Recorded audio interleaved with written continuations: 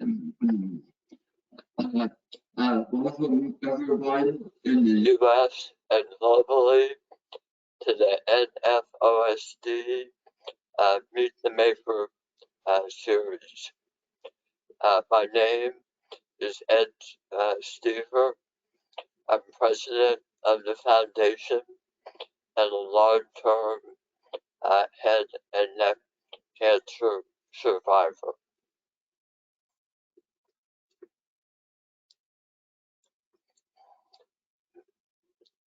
Next slide, please. If you have participated in an NFOSD program previously, you are likely familiar with our format. You will be muted throughout the presentation, but are encouraged to ask questions at any point using the question mark icon. This is a little different than many webinars in that we set aside 30 minutes for questions, so don't be shy about asking.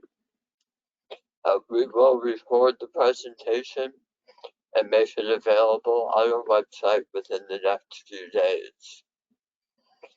There are no ASHA CEUs provided, but you will receive a certificate of participation following the broadcast. In addition, there are several research articles available that you can download. With that, I want to provide a reminder that tonight's broadcast is for informational and educational purposes. Both the Foundation and tonight's speakers do not intend to provide any diagnostic or treatment advice or recommendations. If you need assistance identifying a swallowing specialist, please reach out to us via email.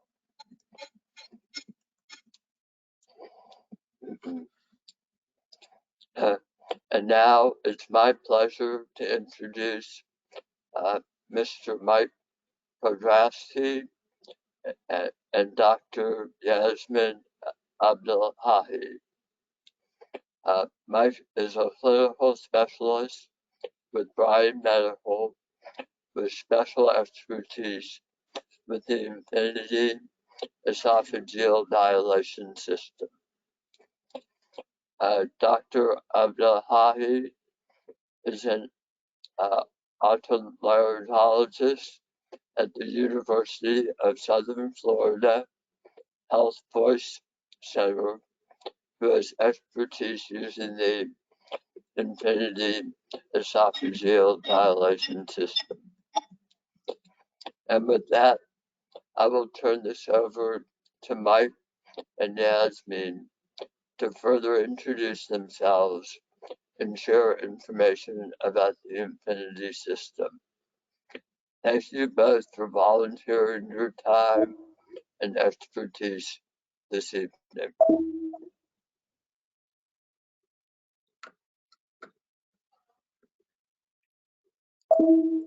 Good afternoon. I don't know, Elizabeth, can you hear me? I think you might need to turn my webcam on. Yes, I can hear you. I'm going to send you a webcam request and you should see a pop-up that says share my camera. Yeah, I did get it. It's kind of beeping at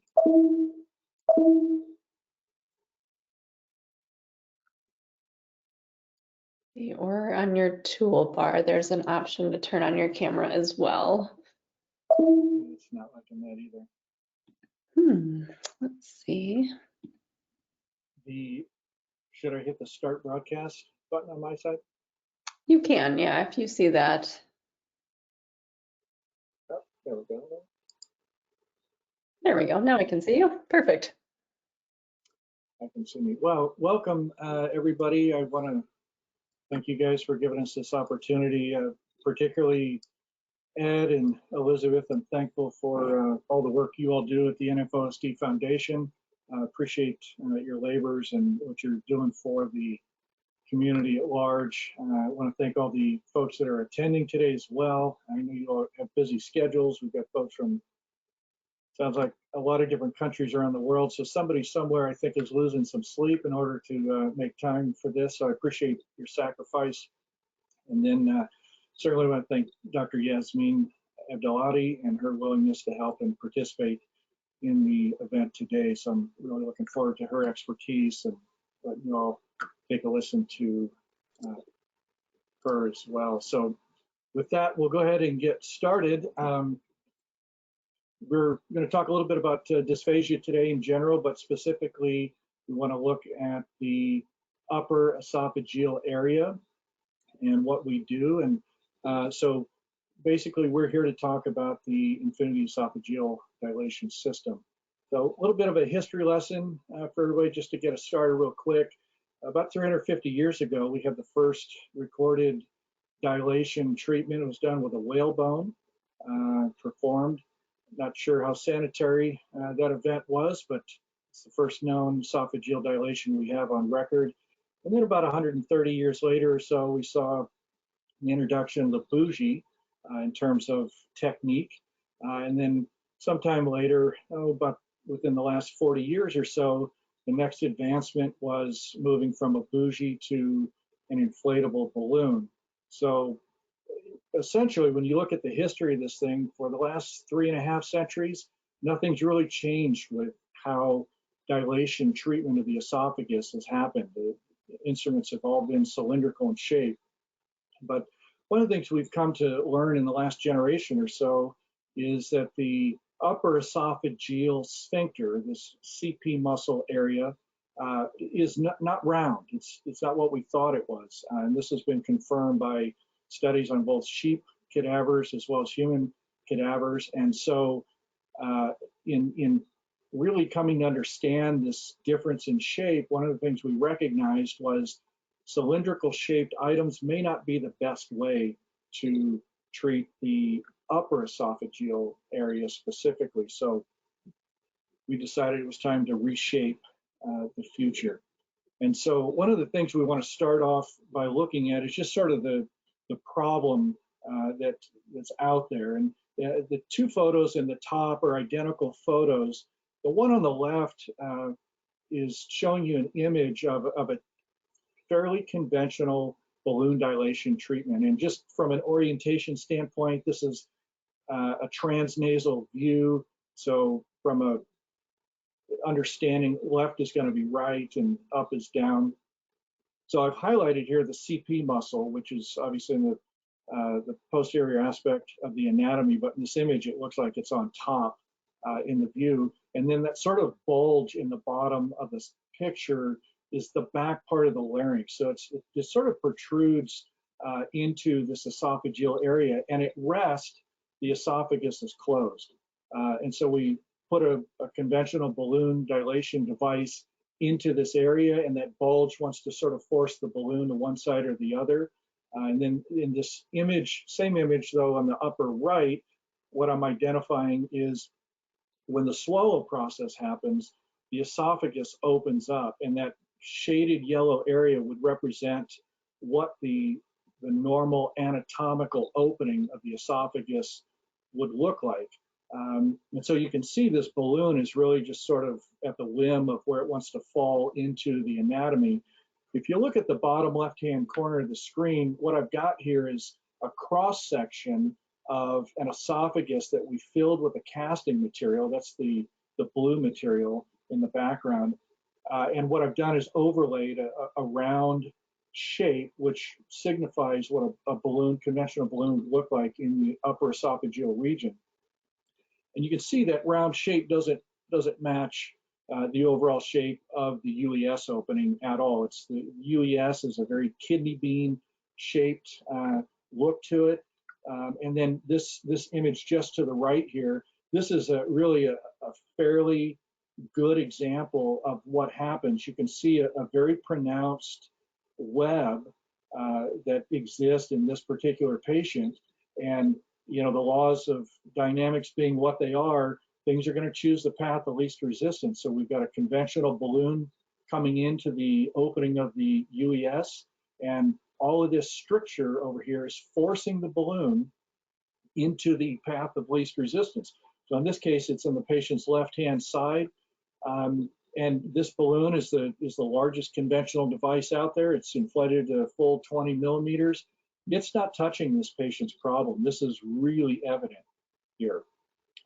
So this patient has some other issues going on, and they're going to continue to get treatment. But this is an example of what we see out there. And so again, recognizing that the UES is not round says, hey, there's got to be a better way to deal with this. And one of the things we've seen historically is somewhere between 15 and 20% of patients who are treated with dilation therapy in the UES don't report any benefit or positive outcome after the treatment. And that's a fair number of patients that are still needing help. And again, this picture showing the 20 millimeter or 60 French diameter bougie, you know, that's really only treating about 40% of the available space of the UES. And so we figure there's got to be a better way to handle this. And so along comes the Infinity Esophageal Dilation System, which really from a technology standpoint is the first refinement to the treatment of a shape of a device used to treat the UES. It's been specifically designed for the UES. We don't want to put it any further down in the esophagus. So we're dealing very specifically with the UES. But again, it's been tailored specifically for that portion of the anatomy.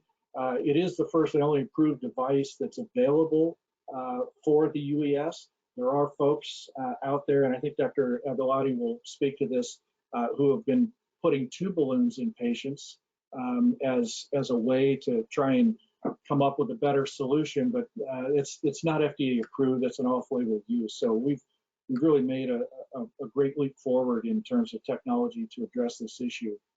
And so we've got upwards of twice the dilation dimension available to be able to treat patients, and using a serialized approach. And what I mean by that is going from a small to a medium to a large balloon. We've got three sizes available. We can sort of incrementally attack this problem for folks if they need that. And what we've been seeing is quite essentially better outcomes. So this 15 to 20% no improvement that I mentioned, we put a fairly significant dent into that issue, and it's really become a rare event where people are not having benefit from dilation when we get into this, what we call super dilation, which is just going above and beyond the conventional round balloon. So just to compare devices that are out there on the left, you see a very conventional, it's an easily recognizable device. It's been around for 40 years, round balloons, maximum diameter size of 20 millimeters. But on the right-hand side, you can see how the Infinity balloon shapes up. It's quite novel in its design, and it's, we think, a fairly impressive looking balloon, certainly impressive in how it functions as well. So for you SLPs out there, you all are the front line. You know, how many times have you had a patient walk in and point to their neck and said, hey, I got food and pills that are getting stuck? It's probably one of the more common things that you hear about. And so when you look at sort of a global picture of dysphagia problems, what you'll notice, the largest majority is going to be some form of UES dysfunction. That makes up roughly half of those patients. The next largest chunk, about a third of those patients that have this problem, are going to be our post-radiation patients. They're head and neck cancer survivors that have developed dysphagia problems, status post-radiation treatment. These next two areas are ones that don't necessarily affect us in terms of indications, but total laryngectomy patients certainly are dysphagia sufferers, as well as those who have achalasia and other strictures further down the esophagus. And we would call these non-indications down here. The laryngectomy patient is not somebody we generally want to be putting our balloon in. Without the larynx, that structure is no longer kidney bean shaped. And then these peptic strictures and rings that are lower down the esophagus, those we don't want to treat with our balloon for just the opposite reason. We're in a round part of the anatomy now. We don't want to stick our infinity shaped balloon down into a patient. This is just a little different look at those same indications. Up on the left-hand side here, you see screenshots from swallow studies, various levels of CP bars and obstructive bar type conditions. This picture here is showing the early formation of a Zenker's diverticulum. We've been treating small Zenkers successfully. This obviously is more of a stricture, something you'll see quite commonly with post-radiation patients. And then this image on the right has a fairly significant web, and we're going to actually look at that a little bit closer here in just a moment. So from a sizing standpoint, we've got 3 balloon sizes available. We don't really talk about them in terms of diameter because, as you can see by this image here, we are in infinity shape. So we do, when we mention dimensions, the 3 sizes, these numbers here, the lateral dimensions, that's side to side, and then the AP is the anterior posterior dimension, which is half of the balloon width. This is just an image showing an infinity balloon in an esophagus, upper esophageal region of a patient. You can see how much better that fits into the patient's anatomy. One of the things that obviously we're looking to do with balloon or bougie treatment is therapeutic relief for the patients. And I wanted to just show this image here. If you can see this area down here, if you recognize what you're looking at, this is the upper esophageal opening here, but this is all stricture. This should, under normal conditions, be open. And what I want to show you is our balloon here in action treating this patient. This happens to be our medium-sized balloon, what we refer to as our Mirati balloon. Again, this is a transnasal view, so the image appears a little bit upside down.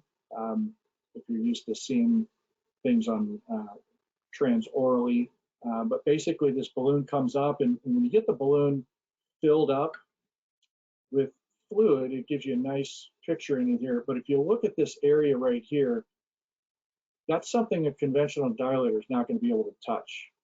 And this is all mucosal tearing that's now been relieved due to the forces that our infinity balloon is able to create in terms of a lateral distension process. So really been kind of a game changer for folks. This is just one example of a condition, but it's a very common thing that we see. But one of the other things that the balloon does that's really novel is it doesn't function just therapeutically, it also functions in a diagnostic manner. And what I mean by that is when we get this balloon in and inflate the balloon, if you've looked at swallow studies, you'll recognize that oftentimes we've got patients who have unremarkable studies, but they still complain of dysphagia problems. And even with the best of swallow studies, there can be webbing that forms right at the CP muscle that's very difficult to diagnose. And so this is just a couple of different images that I've got some arrows to point these things out. This balloon gets fully inflated, and we're actually able to see some webs that are forming. And then I mentioned when this balloon fills up, if you've got it nice and full of water, we can actually get some hot spots looking down through the balloon, which are reflections coming through. The balloon's almost acting like a prism, where we can see like a kind of a window down into the upper esophagus. And we can actually see webs that were undiagnosed before. And then we do a balloon dilation treatment with our device, and these folks are responding really nicely when they didn't know that they had webs. And so we've been able to treat these things. So really a novel treatment effect for our patients. So in conclusion, we've got a device that's been designed by a laryngologist who's watched this, and a specialist coming up with something that's specifically shaped for the anatomy of the UES. And we think it's quite honestly an easier device to use, and we really have seen better outcomes for our patients. Thankfully, they're really happy. This slide is the PDF that's included, so it just has links to these articles that has more research information for anybody if they're willing to look at this, have any desire to see more with regard to the study. So with that, I'll end my portion. I'll turn it over to Dr. Abdelhadi.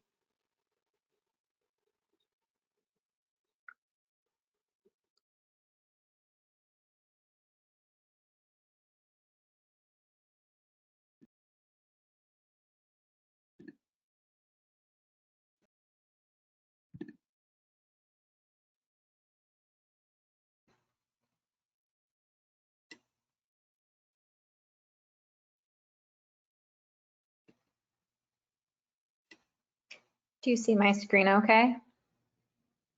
Yep, that looks good. Perfect. So thank you, Mike, for that rundown on the infinity balloon and kind of just the background. Again, my name is Dr. Yasmin Abdelhadi. I'm from the University of South Florida in Tampa, Florida. So I'm a laryngologist, which is an ENT that specializes in throat specifically, both voice and swallowing disorders. So a big portion of my practice are patients with difficulty with swallowing. When Mike reached out to me to join him on this talk, I was very excited because not only is this a new product, but it's also a new discovery and a new, more effective way of treating patients with really great results. So I stole this picture from Mike's talk because I really actually love it.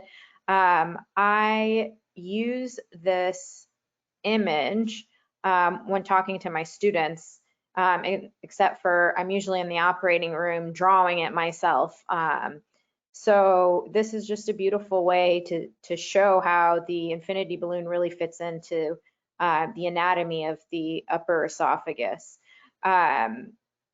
Because of the airway being right there in front of the esophagus, there's not a lot of stretching that you can do in the AP or the kind of top to bottom on this screen. So a lot of the stretching we need to do has to be out laterally. For webs, just like Mike was talking about, if you have a little web on one side and you put in a circular balloon, it's going to go to the other side. And so before the infinity balloon, a hand select group of laryngologists were starting to do double balloons to get the same effect because they were realizing that it just made more sense this way. And then the infinity balloon came out and it made that a lot easier and less technical. So I'm going to go to my next slide. So this is an example of a patient getting a dilation to their upper esophagus. The first thing we do is we put a guide wire down to make sure that the balloon is going to go straight where we need it to go. So the guide wire actually goes down to the stomach. In this particular case, we're using a double balloon, so there's 2 guide wires. And I'm going to skip ahead a little bit. So you see the voice box opening and closing there with the vocal cords, and the balloons are going to go right behind that. So doing this is actually very difficult with 2 balloons. Number one, you have to hold them in place. They're not attached to each other. They can slip in or out depending on which direction is the least resistance. And also you need multiple assistants because each balloon has an inflation device and each one you need to be able to inflate separately. So I'm going to skip ahead again so you can see. Now we have 2 balloons in there. There's 4 people helping with this procedure.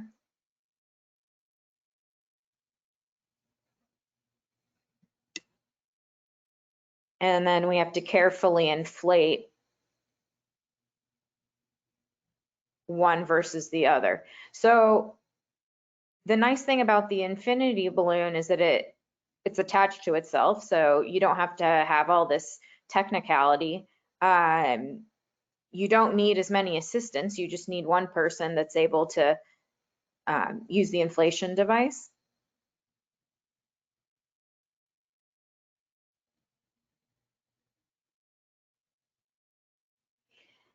And for the double balloon, you really have to put it in the correct location, otherwise it doesn't work.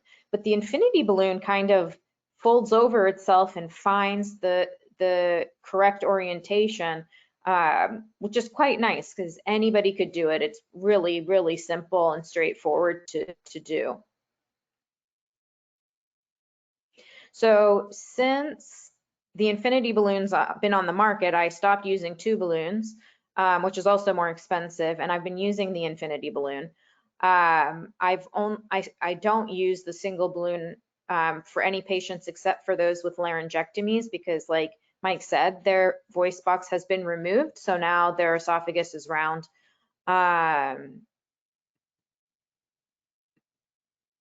So I have a few cases to go over.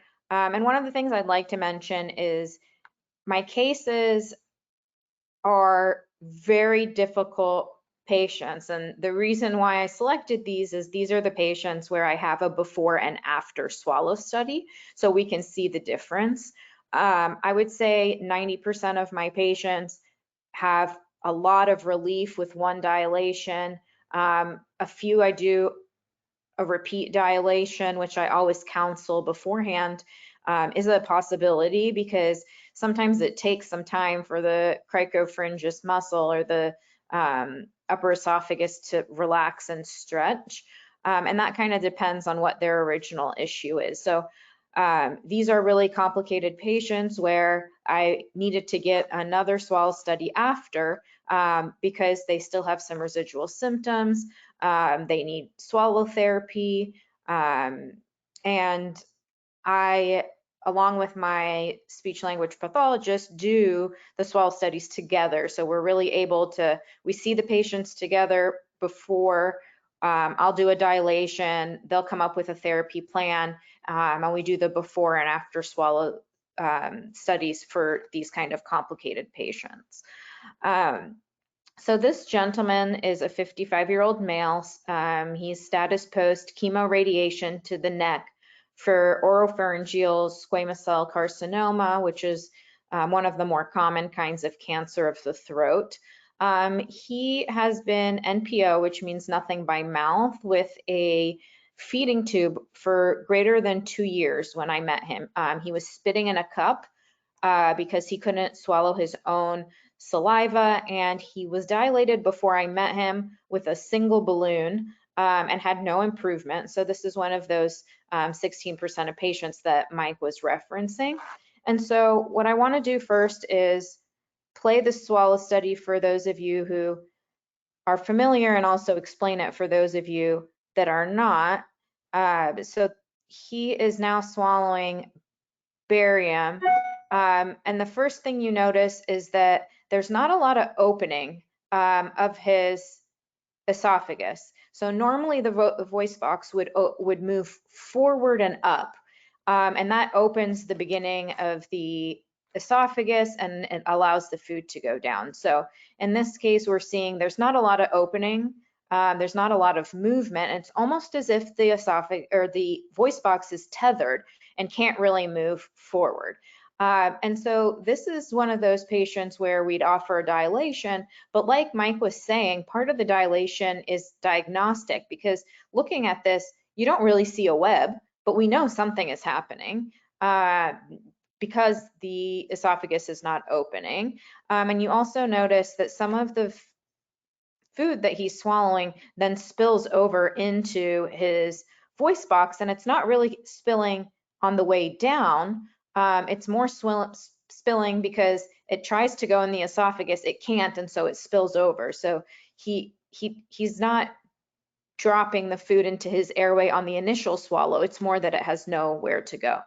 So I took him to the operating room and I did an infinity balloon dilation. It's the 3 sizes that we have are 23, 32, and 38. He was a relatively small guy with a pretty narrow esophagus, so I started him off with the 32. And here is after. And I get really excited about this because this man was spitting into a cup before. But if you can see, oh, I'm going to mute my speech language pathologist because she was very encouraging and kind of cheered when he got this swallow down because he hadn't swallowed in 2 years. But here, I'll play it again for everybody. You see that the voice box, which is here, is moving finally. More is able to go down. Even his epiglottis at the back of his tongue is inverting because the voice box is able to go up. And so there's actually space for the epiglottis to close the voice box, kind of like a little cap. And no aspiration into the airway. So he's on a soft diet. He's not using his G-tube. He's probably eating too much cake, but he's insanely happy because he's been told that he will never be able to swallow again. So I'm actually going to take him to the OR next month and schedule him for a 38 millimeter to see if we can build on some of that improvement that he has. So very exciting.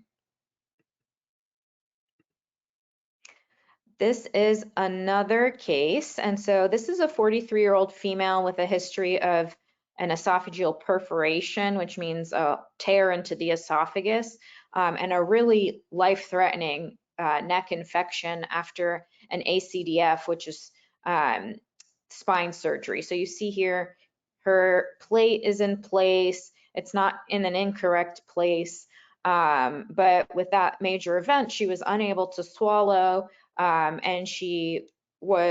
a feeding tube was placed, and she had that G-tube in for 6 months. So let's watch this swallow study. So the first thing I noticed right off the bat is she has a lot of hesitation with swallowing. She's afraid because it doesn't tend to go well for her. So you'll see that she takes her time a lot. She kind of works the food or liquid in her mouth before she swallows. And then she gets a lot of residual that kind of stays up here in the throat. I'm going to play this again to point out a little diverticulum that she has. So down here, she actually has a little pouch of tissue that is part of the reason why she's having difficulty. The other thing about these surgeries is to do a fusion of the spine going the anterior way through the neck. You really have to pull the entire throat over, which makes it very difficult to make sure that there's not any, micro tears or changes in the nerves attaching to the throat. So even though it's a great way to get a plate in the front of the neck, because how else are you going to do it? A lot of patients do have swallowing difficulties after this, and it's not always talked about, so it can be very scary. So she didn't really know that that was a possibility. This was her 4th revision to her spine surgery. So at that point, it was very scarred, hence the infection that she got. I'm going to show it one more time and have you guys just pay attention down here. Ooh. I seem to cover it every time I try to point it out. But right at the end of her plate, you'll see a little pouch that kind of blocks some of the food in.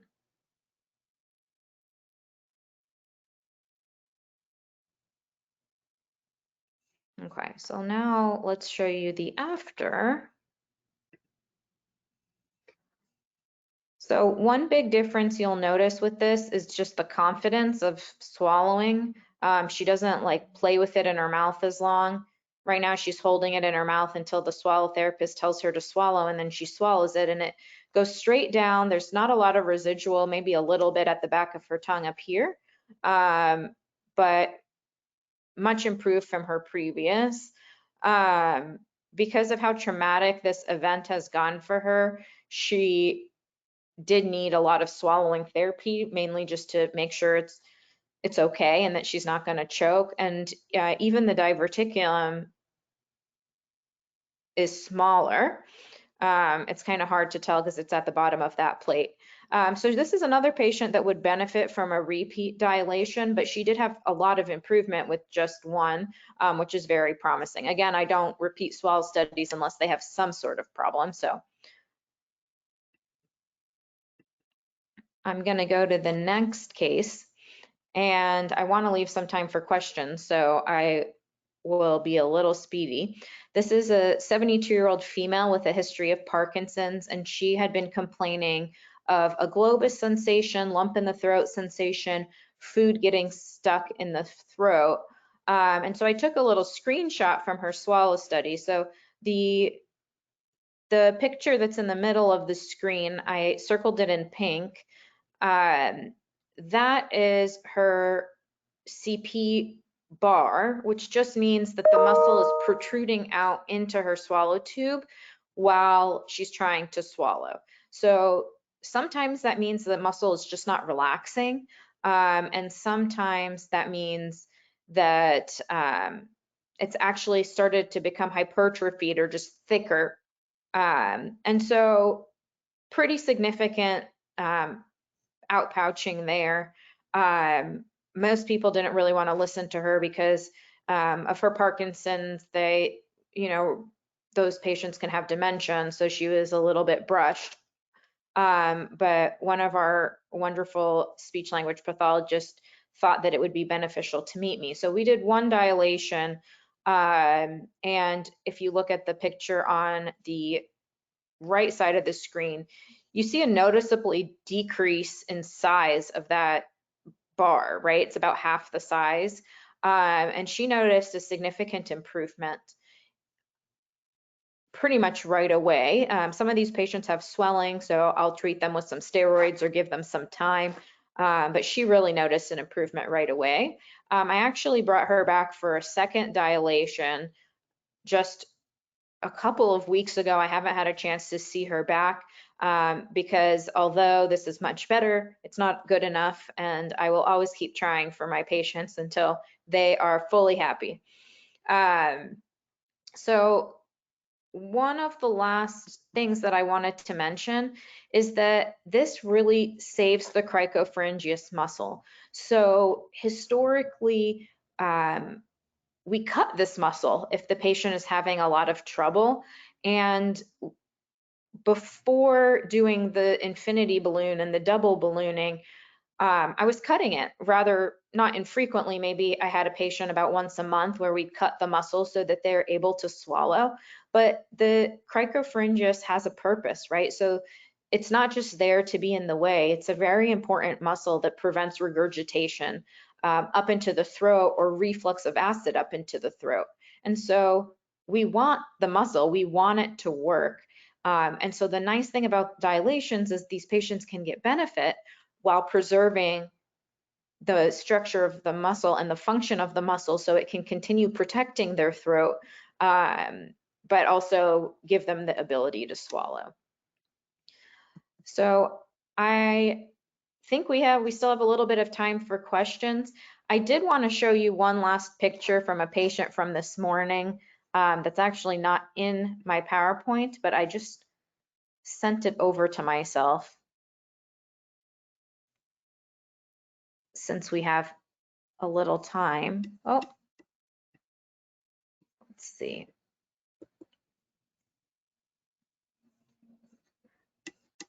Let's see if I can find it.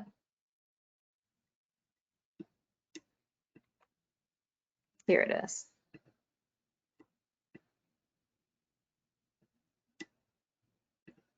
So I just sent it over to myself because I saw this patient this morning. This is another patient who's had a spine procedure. This is her little web right here. So you don't even see it on every swallow, and it's really, really subtle. So we miss them a lot, and a lot of times, like Mike was saying, we diagnose them when we're doing the dilation itself because we're able to see them as we stretch them. But these are the kind of little subtle things I'm looking for when I'm looking at a patient's swallow, and sometimes they're even more subtle than this, but I thought I'd share since I saw this patient earlier today. Wonderful. Dr. Abdulati and Mike, thank you both so much for presenting this. We have a bunch of questions that have come in, so if you don't mind, I'll get started by asking those. This first one here, Dr. Abdulati, might be for you here. How do you diagnose or distinguish an upper esophageal sphincter dysfunction, whether it's due to hypertonicity or decreased laryngeal elevation? How do you make that distinction? So that's an amazing question. The thing about the swallow is that the swallow goes from the lips down to the stomach. So we really have to examine the whole thing and kind of get a picture of what's going on with the patient. Oftentimes, if it is the cricopharyngeus that is the problem, you can actually see it.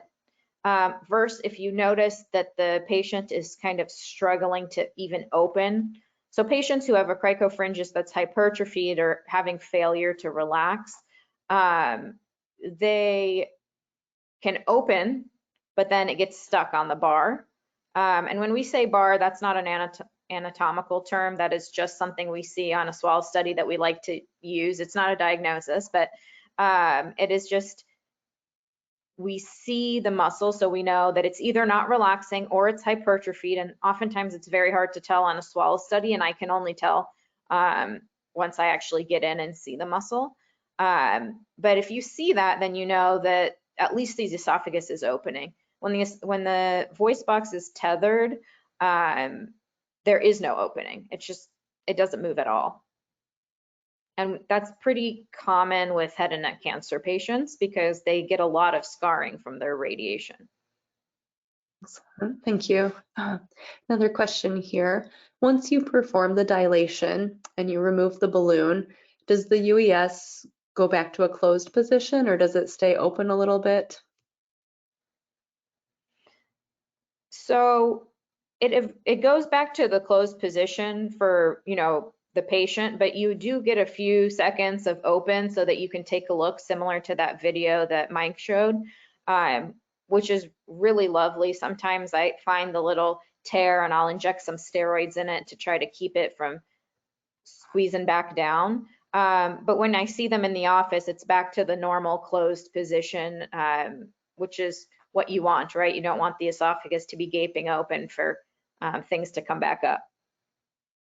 Excellent. Mike, I have a question here for you from a speech pathologist who commented that at UC Davis Swallow Center in 2004, Dr. Peter Blafsky was using a double barrel hydraulic dilator for the UES.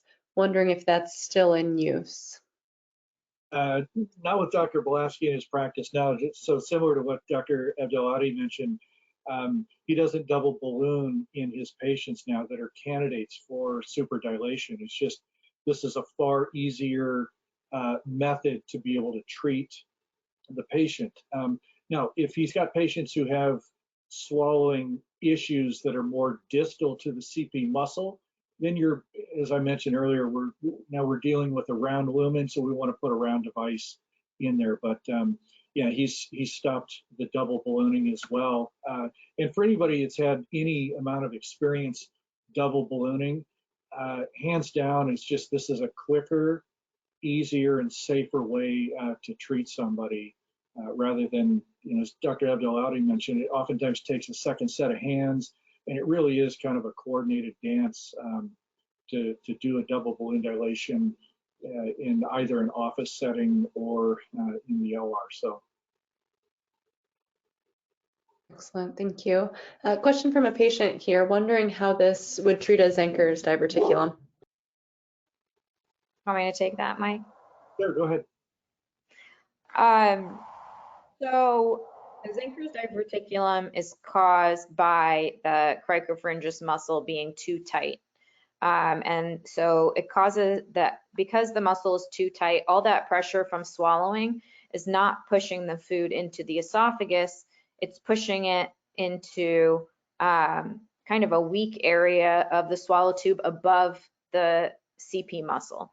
So the dilation is helpful for that because it stretches the CP muscle so that their swallowing is easier. And so there's not as much pressure above it. So obviously, if it's like a huge Zenkers that's like 5 centimeters, you're not going to dilate that. You're going to need to excise it.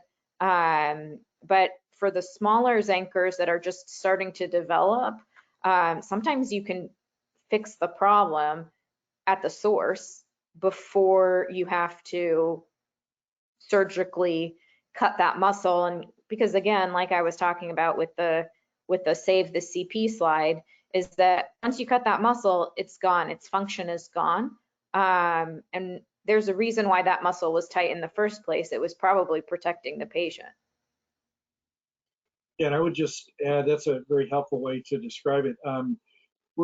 Sort of the analogy that I'll use as I'm working with providers in their settings around the country is sort of a pump and plumbing issues. And if you think of, the bolus exiting the high pressure zone, which is essentially functioning like a pump, it's trying to force that bolus into the plumbing, and the CP muscle is acting as sort of a check valve.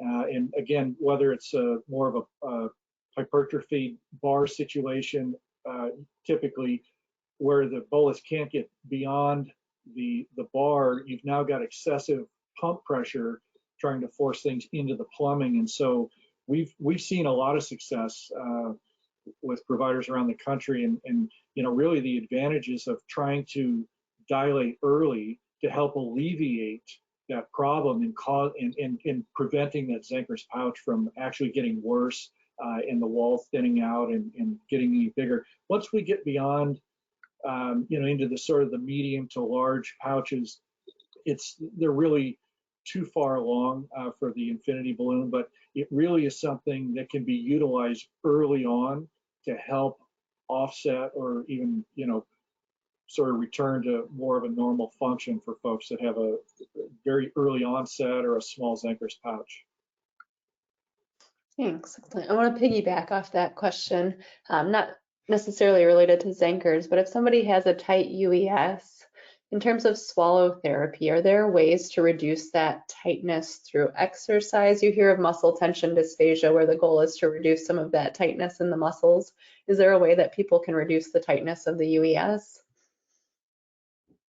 So the answer is yes and no, and it really depends on the cause of the tightness in the first place. So if you have a super tight muscle because you have a reflux disorder and you're having acid come up, that muscle is tight to protect you, and nothing you're going to do is going to relax that aside from treating the underlying issue, which is the reflux. If some of that tightness is due to like a behavioral thing, like if you're afraid to swallow or if you're really anxious, you feel like that lump in the throat sensation, that you can actually relax, usually with some massage. So working with a therapist is helpful because they can teach you how to like massage the voice box and kind of loosen that up, and that can be really helpful. But it would really be up to your provider to decide what is causing this, and then give you the best course of action. But if it's something that is a tightness of the throat muscles, I always offer therapy before I would offer a dilation, because why would you put someone through a procedure if there's another way to relax that muscle? Absolutely, thank you. Question here, we have a few questions similar to this one. How long does the average dilation last, and how frequently are people coming back for a repeat dilation? You want me to take it, Mike? Sure. I mean, you've got your experience in your practice, and well, tell me if you've seen other things around the country, but it's very dependent on the problem. So for example, those patients with the strictures and things like that, a lot of time you dilate them, you fix the problem, it's over. You talk to them about maybe what could have caused it, whether it's an iron deficiency or a reflux issue, and you prevent it from happening again. Some patients, like the ones I presented, like those were very complicated patients who I counseled that this was going to be a series of dilations. And sometimes you do a series of dilations and the muscle decides to remember what it's supposed to do. And then there's other patients that maybe they don't change their lifestyle, or we don't really know what's causing it. And, 6 months, 1 year down the line, they need a repeat. And so it's very dependent on the patient. And most of the time when I'm counseling patients, I discuss that, is that we don't really know how they in particular are going to respond. A lot of patients, I'm like, oh, they're definitely going to be back in 6 months. And then I get a message from them in a year and they're like, I'm still swallowing great. I ate Thanksgiving for the first time in 4 years. And I'm just happy. But it's a little bit hard. And the other thing is the double ballooning. I mean, we've only been doing it for a few years, even before the Infinity. And when the Infinity came out, we switched over because it's just an easier way to do a very similar thing. But we don't have tons of data. We don't have decades of data. So part of it is kind of case by case, and we're kind of learning, right, as we go.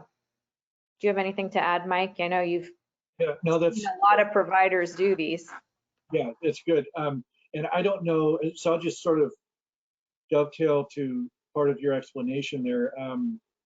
And cancer patients, for example, we know that they tend to be individuals who are going to need a little more maintenance for treatment. And so, those patients tend to come back with some regularity for treatment. But because of the shape of the balloon, and if we know that the problem's at the UES, we're getting a more effective dilation. And so, what we've been able to see in some cases is the frequency with which patients are coming back is being sort of elongated. So somebody that maybe was coming in every 3-4 months, they may now be coming in every 6 months. So they're still getting treatments and repeat dilations, but we're stretching out those intervals. And of course, that's a big deal for patients, the less time they have to come in. One other element, and I'm not sure if this was part of the intention of the question, but in terms of how long is the dilation, most often what I'm seeing is somewhere around 60 seconds of inflation time. So for folks that are dilating their patients in, let's say, a procedure room under IV sedation, they can get away with 60 to 90 seconds of dilation time. If they're under general anesthesia, you kind of got all the time in the world. I've seen upwards of 2 minutes sometimes of time, if that's what a doctor wants to do. If you're doing it in an office setting and with just topical lidocaine, for example, those patients are, they're going to feel this. And one of the things that we saw early on was a clinician who does most of his patients in an office setting, and he knew after the first couple of patients we dilated that this balloon was doing something different, because he said his patients were not tolerating it nearly as well as what he was used to seeing. But for him, that was a good indication that we're stretching this muscle in a way that he was not able to accomplish before. So in those sorts of settings on a awake patient, you might, if you can get 30 seconds out of them, that's a fairly substantial time for an awake patient to undergo dilation treatment. So hopefully that helps if that was one aspect of that question. Yeah, would you say most patients tolerate that in an outpatient or a clinical setting? From what I've seen, if they're a post-radiation patient, they tend to tolerate it a little bit better. Quite honestly, they've been through the mill with their surgery and their chemo, their radiation, and this is it's another unpleasant part of the process. But they're on the up. they're on the mend, right? So it's not as bad as the things they've been through. These people are warriors, and so they really can gut it out. And they're quite honestly, part of the after effects of the radiation is they're insensate at various levels, so they just don't have the feeling in their neck area to necessarily sense the pain like someone who has full sensation. What, if you've got some other answers, Dr. Abdelhadi?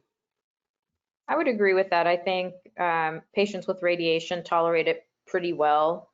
I do it in patients without radiation. It also depends on the motivation of the patient to not have anesthesia. So if the patient is determined to have it done without anesthesia, they tend to do okay. It's uncomfortable for sure, but it's doable. And it's a little bit of patient selection of whether you can really tell, because I also do the scope exam in the office, and based on that, I can kind of get a sense if this is a person that's going to tolerate a procedure or not. Follow up on that Mythbusters question here for you. After the procedure, are patients sometimes worse for a short period until they get better, or are they immediately better with their swallowing? What do you notice? So oftentimes they do get worse because they get swelling after the procedure. And so I do counsel patients that for a week up to 3-4 weeks, they might notice that it's worse. I haven't really been able to predict who is going to do really well and be like, oh, this is great, and who's going to suffer for a couple of weeks. So sometimes I'll prescribe steroids and just say, like, if you feel like you're having a lot of difficulty, then you can take this to help bring the swelling down faster. But I would say most people don't wake up and say like, wow, this was amazing, I feel great. Usually they have to recover first. That being said, no burp patients, which are patients that are unable to burp, sometimes they're able to burp right away. So. Interesting. Excellent. I'm going to ask a few more questions if that's okay, but I want to be mindful of the time.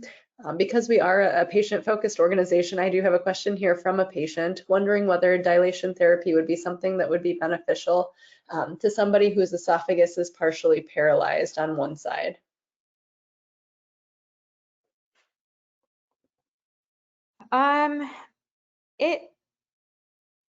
It could be,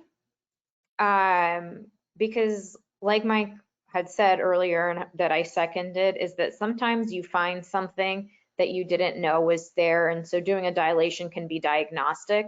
So from the swallow study, you might be like, okay, the esophagus is paralyzed on one side, and you might be focused on that and not taking the greatest look at the other side, which might have a stricture. The dilated side is going to pool, and you're going to be really focused on that side. And so usually I assess the swallow study and I kind of discuss with the patient, and sometimes I do a dilation just to see if they get any benefit, because sometimes it's the act of dilating where you find some little minor things, which if one side of your esophagus isn't working, then you're probably depending on the other side quite heavily.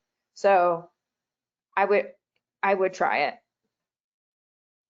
Yeah, and I would this is not so much specific to that question, but it's sort of tangentially related.